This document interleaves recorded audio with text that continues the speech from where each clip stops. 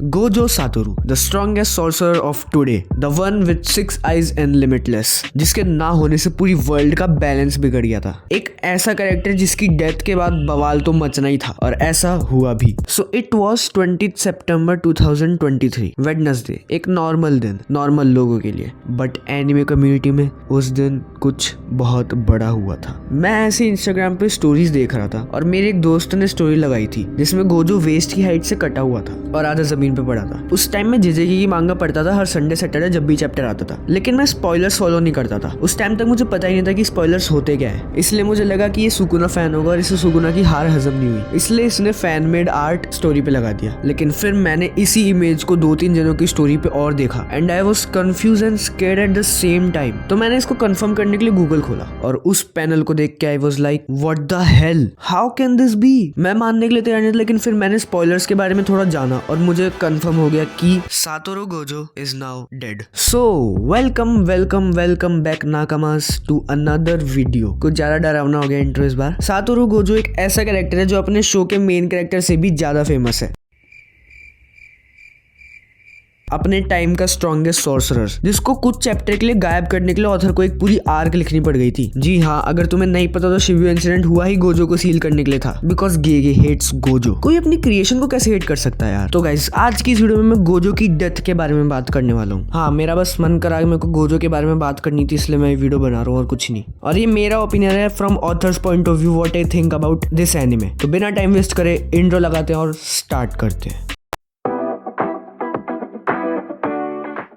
Satoru Gojo एक ऐसा character है, एक ऐसा कैरेक्टर था जिसकी वजह से गेगे आकुतामी अपनी सीरीज में किसी विलन के प्लान को कामयाब ही नहीं करा पाता था, क्योंकि अगर गोजो जिंदा है तो सामने वाले को कोई नेक्स्ट लेवल आईक्यू लगाना होगा उसको हराने के लिए, जो कि केंजाकू ने किया सीजन 2 में, आइजन से जो इंस्पायर्ड है। और इसीलिए गेगे ने गोजो को 130 चैप्टर के लिए सील कर दिया और फिर वापस लाके 15 चैप्टर में हमेशा के लिए सील कर दिया। और गोजो के नहीं होने की वजह से जुजुत्सु काइसेन की स्टोरी और एक्साइटिंग हुई और इमोशनल हुई। पहले सीजन में तो फन जोक्स कॉमेडी थी और सीजन 2 में एकदम अपोजिट, लेकिन इसकी वजह से जुजुत्सु काइसेन के सीजन 2 को इतनी हाइप मिली एंड जेजेके डिजर्व्स इट। और गेगे ने अपनी मांगा की हाइप को बढ़ाने का ध्यान में रखते हुए गोजो को मारने का फैसला लिया होगा, और तुम उसका रिजल्ट देख ही सकते हो। जेजेके फैंडम में एक बूम देखने को मिला। जेजेके फैंडम में इतने नए लोग आए जो जेजेके फैंस मांगा नहीं पढ़ते थे ना, उन्होंने भी मांगा पढ़नी चालू करी, और इसी की वजह से जेजेके 2023 के सेकंड हाईएस्ट सेलिंग मांगा बनी with 8 million copies sold, beating one piece. लेकिन क्या स्टोरी को इंटरेस्टिंग करने के लिए गेगे का ये करना जरूरी था? अब इसका आंसर गेगे ने एक बार अपने इंटरव्यू में खुद दिया था। गेगे ने कहा था कि मुझे फर्क नहीं पड़ता किसी भी कैरेक्टर को मारने से, अगर स्टोरी एक्साइटिंग और इंटरेस्टिंग हो रही है तो।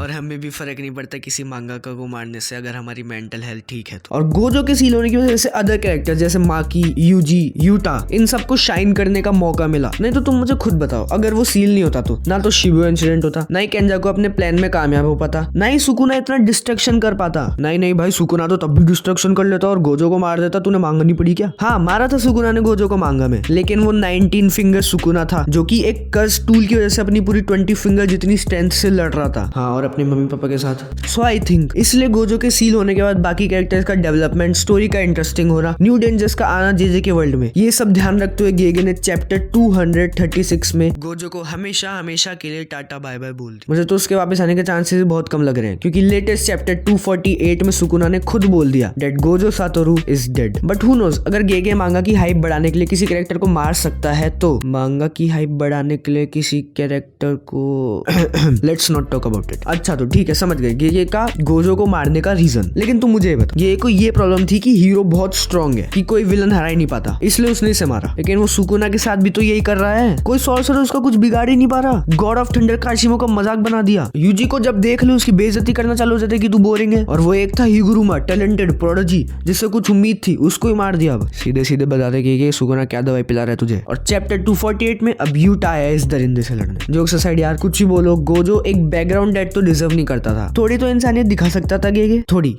बस थोड़ी सी, इतू सी। खैर छोड़ो, कोई भी ऑफेंड मत हो जाना इससे। मैंने गेगे और सुकुना को जो भी बोला वो बस एंटरटेनमेंट पर्पस के लिए ही था। हाँ, मुझे पता है डिस्क्लेमर शुरू में देते, लेकिन मैं एंड में दे रहा हूँ। कोई नहीं, एक जुजुत्सु काइसेन से पीड़ित मरीज समझ के माफ कर देना। मैं चला थोड़ा